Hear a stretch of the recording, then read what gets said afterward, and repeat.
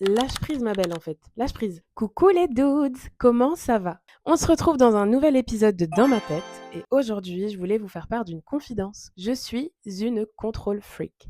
Comment ça se traduit? Quand j'étais petite, genre en primaire, dès que je dépassais dans un coloriage, quand je faisais une rosace et que les deux points ne se rejoignaient pas parfaitement, je faisais des crises de nerfs. J'hurlais, je pleurais et je recommençais tout pour que tout soit parfait. Aujourd'hui, ça va plus se traduire par mon amour pour la préparation, l'organisation, l'anticipation, le fait de faire des to-do list infinies et ça, croyez-moi, c'est terrible. C'est terrible et c'est toxique parce que je me suis rendu compte que ça me rassurait autant que ça me crée des angoisses. Ça me crée des angoisses parce que, le fait d'être tout le temps dans le futur, dans le après, en fait, je me rends compte de tout ce qui reste à faire et ça, c'est angoisse directe. Et la deuxième chose, c'est que j'ai beau mettre toute mon énergie à prévoir tous les scénarios possibles, il n'y a jamais rien qui se passe comme prévu. Et ça, frustration et angoisse maximale. Not me choisissant le milieu de la musique pour évoluer, un milieu dans lequel le contrôle est très limité. Est-ce que j'ai des tendances un peu maso? Absolument. Bref, à un moment, je me suis dit, lâche prise ma belle en fait. Lâche prise. Quand on dit que les personnes créatives ont besoin de pause,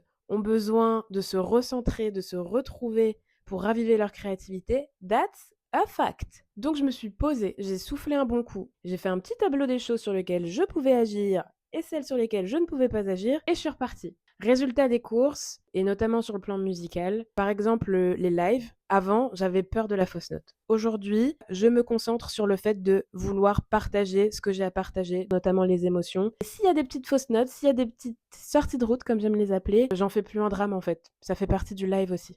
Autre sujet, les covers. Avant, pareil, à cause des fausses notes, je faisais des milliards et des milliards et des milliards et des milliards de prises pour être satisfaite de la vidéo que je poste. Il y a plein de vidéos que j'ai pas postées parce que en fait, je supportais plus ma voix, je supportais plus le truc que j'avais fait. Aujourd'hui, je suis toujours pas satisfaite, en tout cas jamais à 100%, mais j'aime l'idée de vous partager ce que j'aime faire, à savoir chanter, et comme ça vous pourrez aussi suivre un peu mon évolution finalement. Ensuite, dernier sujet, la compo. Alors avant, j'étais 100% dépendante des beatmakers avec lesquels je travaillais. Donc je chialais toutes les larmes de mon corps quand ils me répondaient pas. Je chialais quand on me disait qu'ils n'étaient pas dispo pour qu'on bosse parce que ça voulait dire que mes projets étaient en stand-by. Et aujourd'hui, je suis toujours dépendante des beatmakers, mais je ne chiale plus, ou en tout cas moins.